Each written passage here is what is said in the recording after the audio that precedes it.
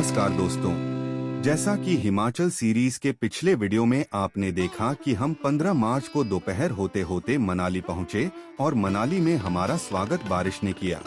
मनाली पहुंचने से पहले हमने एक रात पाराशर गांव, एक रात सोइल गांव और एक सुबह सजला गांव में बिताई, जहां हमने Parashar lake, crystal waterfall, Sajla waterfall के खूबसूरत नज़ारे देखे। पिछले वीडियोस के लिंक नीचे डिस्क्रिप्शन बॉक्स में मिल जाएंगे।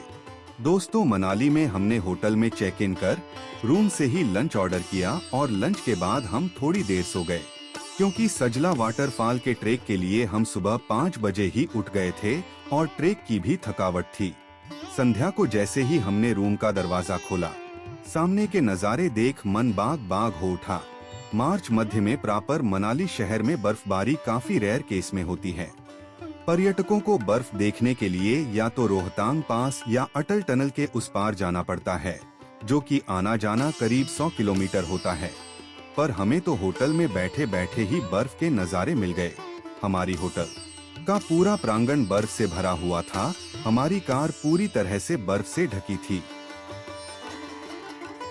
हमने 16 मार्च को पूरा दिन होटल प्रांगण में बर्फ से खेला। कुछ वक्त सामने ही स्थित हिडम्बा माता मंदिर परिसर में बिताया। कुछ देर माल रोड तक टहल के आ गए। जब बर्फबारी का मजा यही मिल रहा था तो सिसु वगैरह क्यों जाते। वैसे भी भारी बर्फ के कारण प्रशासन ने एहतियात के तौर पे रोड ब्लॉक कर दिए थे, क्योंकि पिछली रात कई पर्यटक रात भर बर्फ में फंसे रहे। 17 मार्च को मौसम कुछ खुला तो हम ब्रेकफास्ट के बाद माल रोड पर कुछ देर टहलने के लिए निकले और कुछ शॉपिंग वगैरह की। यहाँ से ये नो व्हीकल जोन चालू होता है। मनाली का माल रोड है ये, और ये पूरा नो व्हीकल जोन है। आप इजीली यहाँ पे रोम अराउंड कर सकते हो। और ये जो है व्हीकल मूवमेंट जो है यहाँ पे बैन करके रखा है। यहाँ पे देखिए चेन लगा के रखी। तो यहाँ पे अभी बस स्ट्रोलिंग के लिए अच्छी जगह है। शाम को इवन दिन में अगर धूप निकली हो, आज 2 दिन से बर्फ़ पड़ी है, थोड़ी सी हल्की सी धूप, ये सामने सूरज दिख रहा है थका थका सा। तो ये सूरज अगर दिख रहा है तो थोड़ा सा लोग निकले हैं बाहर। कल में तो यहाँ वीरान था पूरा।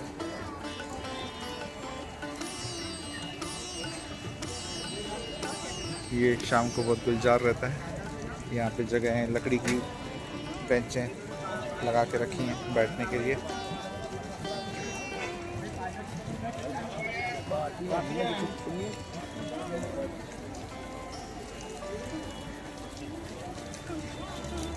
यहाँ पे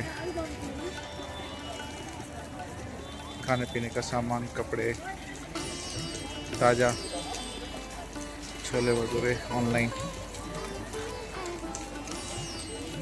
आज तो मौसम कुछ खुला था, पर अगले 2 दिन भारी बर्फबारी की चेतावनी थी। माल रोड से लौटते लौटते विचार बना कि लंच करके आज ही मनाली से नीचे की ओर निकल लेते हैं। हालांकि हमारी बुकिंग कल यानी 18 मार्च तक थी। होटल वापस पहुंच हमने रूम से ही लंच का ऑर्डर किया और जब तक लंच आए सामान पैक कर लिया। लंच करके हम नीचे की ओर चल दिए। रास्ते में मौसम विभाग की साइट से मणिकरण के प्रेडिक्शन चेक किए और निश्चय किया कि मणिकरण गुरुद्वारे चले जाते हैं। देखिए, ऐसे बुलावे आते हैं प्रभु की दरबार से। मनाली से मणिकरण की दूरी 80 किलोमीटर है और इसके लिए भुंतर एयरपोर्ट से पहले ही व्यास नदी क्रॉस कर व्यास वैली से पार्वती वैली में प्रवेश किया। जैसे मनाली जाते वक्त ब्यास नदी आपके दाएं बाएं रहती है हमेशा, वैसे मणिकरण जाते वक्त पार्वती नदी हमेशा आपके साथ रहेगी। अभी आगे वीडियो में जो बैकग्राउंड संगीत आप सुनेंगे वो मणिकरण गुरुद्वारे में रात्रि और सुबह होने वाले शबद कीर्तन का है, और इसके स्वर इतने मीठे और सूदिंग हैं कि आप असीम शांति महसूस करेंगे।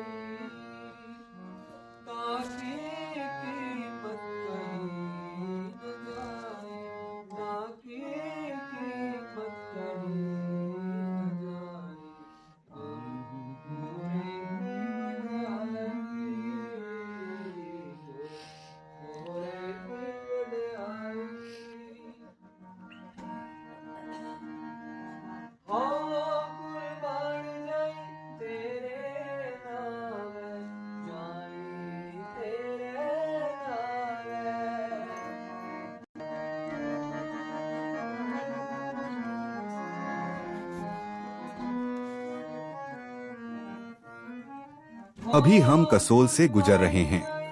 कसोल विदेशी पर्यटकों में खासा पॉपुलर है, खासकर इजरायलियों में। मणिकरण अब यहाँ से केवल 4 किलोमीटर ही रह गया है।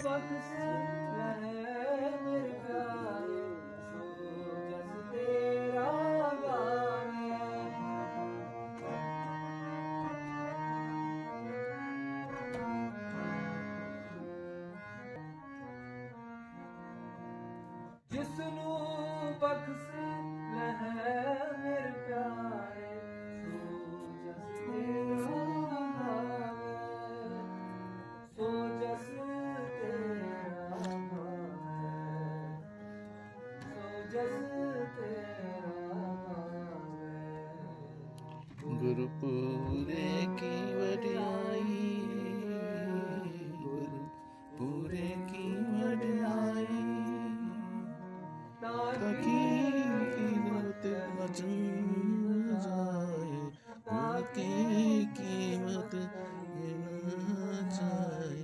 गुरुपुरे की वडियाई, गुरुपुरे की वडियाई।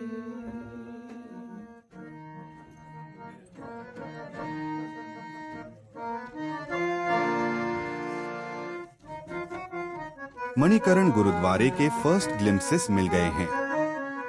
गुरुद्वारा हमारे लेफ्ट में बह रही पार्वती के उस पार बना हुआ है।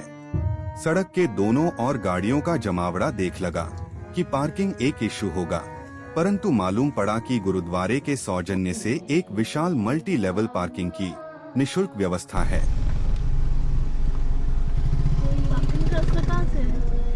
पार्किंग करने रास्ता कहाँ से जाएगा? ये रास्ता है ना? अच्छा, ये गुरुद्वारे की पार्किंग है क्या? हाँ, पार्किंग।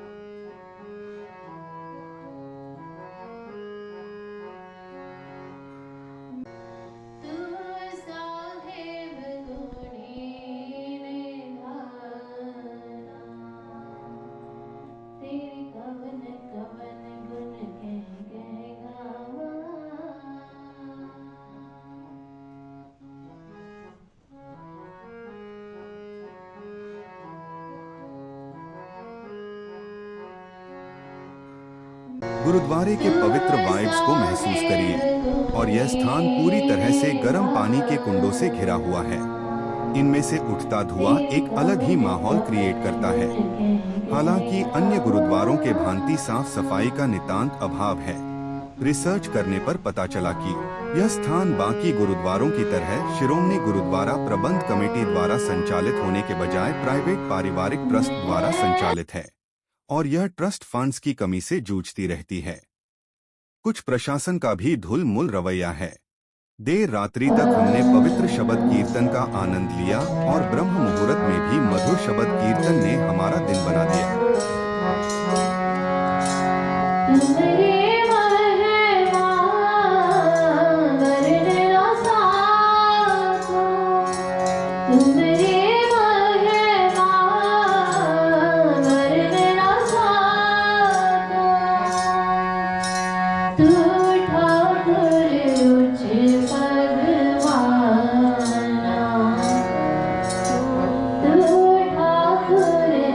Yeah.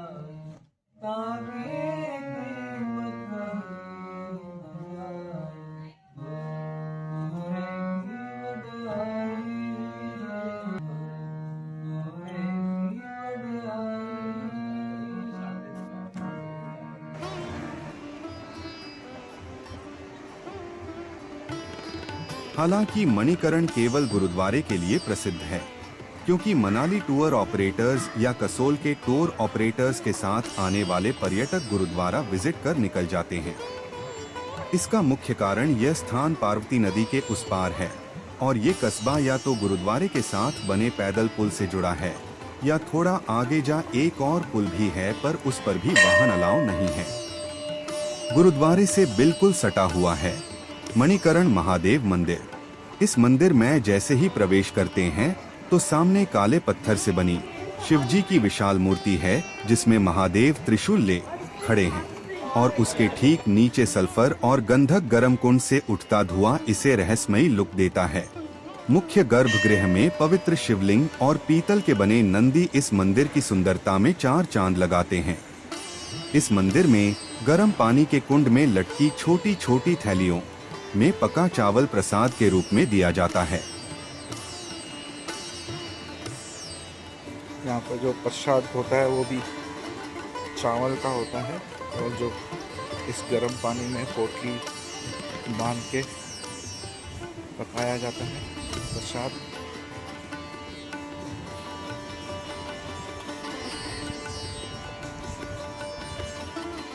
इसमें पोटली बांधी जाती है, औरत की पोटलियाँ छोटी छोटी हो जाती है और प्रसाद गर्म पानी में पकाया जाता है।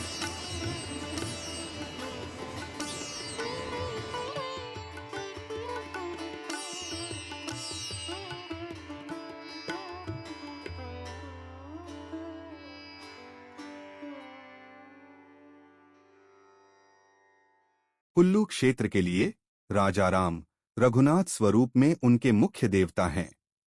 यहाँ की प्रतिमाएं राजा जगत सिंह द्वारा अयोध्या से लाकर स्थापित की गई हैं। भगवान रघुनाथ में राजा की असीम श्रद्धा थी, क्योंकि उनको रघुनाथ जी ने बहुत ही विकट स्थिति से उबारा था। अतः उन्होंने राजा रघुनाथ को राज गद्दी पर बिठा खुद उनका चाकर बन राजकाज संभाला। बाद में प्रतिमाएं कुल्लू में स्थानांतरित कर दी गई। आज भी कुल्लू में विश्व प्रसिद्ध दशहरा मनाया जाता है। स्थानीय मान्यता और लोक कथा है कि यहाँ की नदी में क्रीड़ा करते हुए एक बार माता पार्वती के कान के आभूषण की मणि पानी में गिर गई थी और पाताल लोक में चली गई। ऐसा होने पर भगवान शिव ने अपने गणों को मणि ढूंढने को कहा। बहुत ढूंढने पर भी शिव गणों को मणि नहीं मिली। इस बात से क्रोधित होकर भगवान शिव ने अपना तीसरा नेत्र खोल दिया। तीसरा नेत्र खुलते ही उनके नेत्रों से नयना देवी प्रकट हुई। इसलिए यह जगह नयना देवी की जन्मभूमि मानी जाती है। नयना देवी ने पाताल में जाकर शेषनाग से मणि लौटाने को कहा तो शेषनाग ने भगवान शिव को वह मणि भेंट कर दी और तभी से ये स्थान मणिकरण कहलाता है।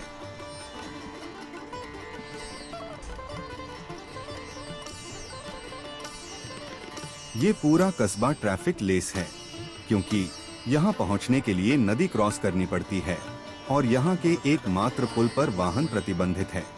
अतः आप यहाँ फ्रीली रोम अराउंड कर सकते हैं, ट्रैफिक की चिल्पों से दूर।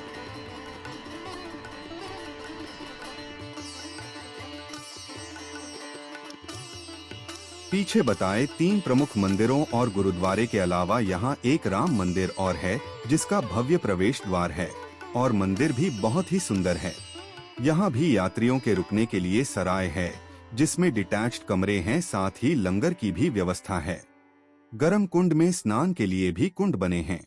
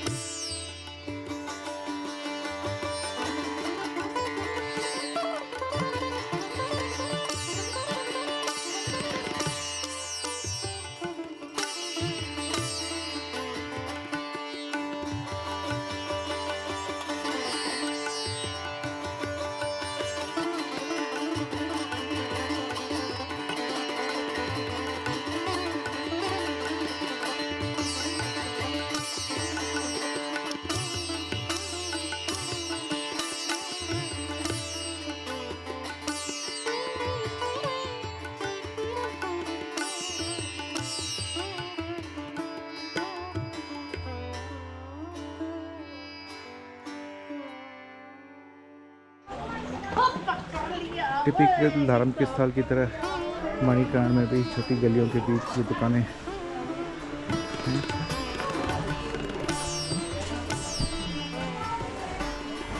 कुछ एक दुकानों पे तो बहुत अच्छा कलेक्शन है एंटीक्स का और रीजनेबल रेट्स भी हैं।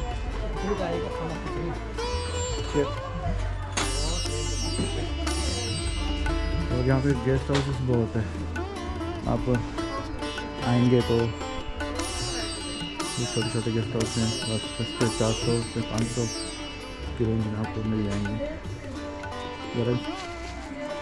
गुरुद्वारे और मंदिर में भी रुकने की व्यवस्था है, लेकिन वहाँ पे टॉयलेट्स कॉमन है, तो प्रेफर किया जा सकता है एक होटल ले लिया जाए।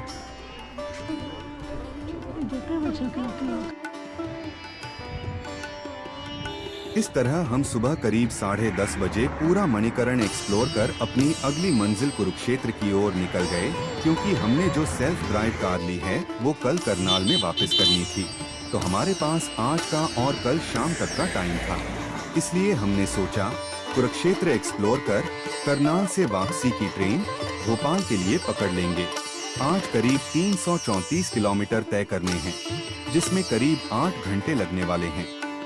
It's a long day ahead. Let us move quick. हालांकि आज काफी लंबी ड्राइव है, पर इन खूबसूरत नज़ारों को कैसे इग्नोर किया जा सकता है। उमड़ते बादलों ने मौसम को भी खूबसूरत बना दिया है, मन गुनगुना उठा है। कितना हंसी है मौसम, कितना हंसी सफर है, साथी है खूबसूरत ये मौसम को भी खबर है। कितना हंसी है मौसम, कितना हंसी सफर है, साथी है खूबसूरत ये मौसम को भी खबर है। ये एट टनल है मनाली के लिए जाने के लिए। इसी एट टनल से पहले ही एक रास्ता मुड़ जाता है, ये सैंज सामने दिख रहा है। सैंज, अगर आपको सैंज घाटी का टूर करना है तो यहाँ से जा सकते हैं। और सिमिलरली जिबी के लिए, जैसे ही आप ये ब्रिज क्रॉस करेंगे तो उस तरफ से जिबी के लिए भी आपको रास्ता मिलेगा।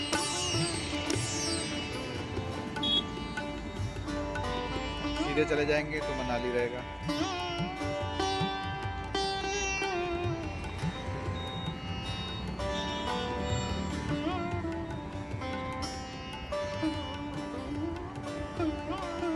ब्यास नदी कंटिन्यूसली बहती रहती है वहाँ से, हमारे साथ साथ मनाली से।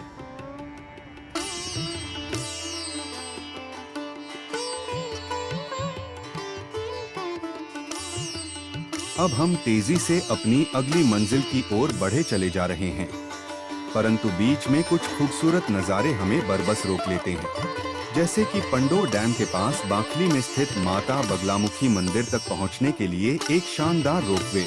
यह रोपवे पंडोर डैम के विशाल जलाशय के ऊपर से गुजरता है, जहां से हरी भरी पहाड़ियों और नदी का अद्भुत दृश्य दिखाई देता है। वैसे तो इस मंदिर की दूरी हाईवे से 10 किलोमीटर है, पर रोपवे ने इसे आसान बना दिया है और ये दूरी मात्र 1 किलोमीटर रह गई है, और ऊपर से मनोरम नदी और घाटी के सुहाने दृश्य बोनस।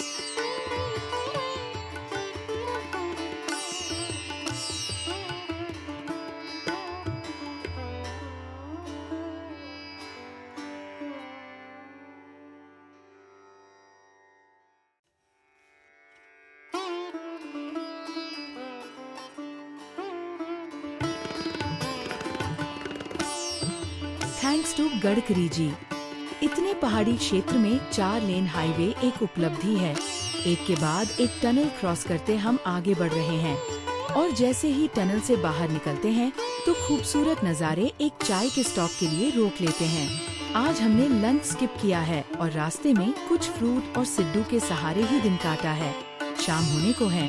सामने सतलुज के खूबसूरत नज़ारों के साथ छोटे से कैफे के रूफटॉप से ऑमलेट और चाय को भला कैसे ना कहा जा सकता है। This place is quite romantic to.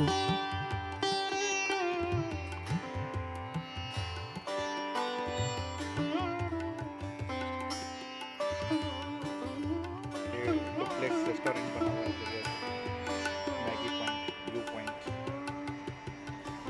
सामने हमारी कार भी पार्क करी है।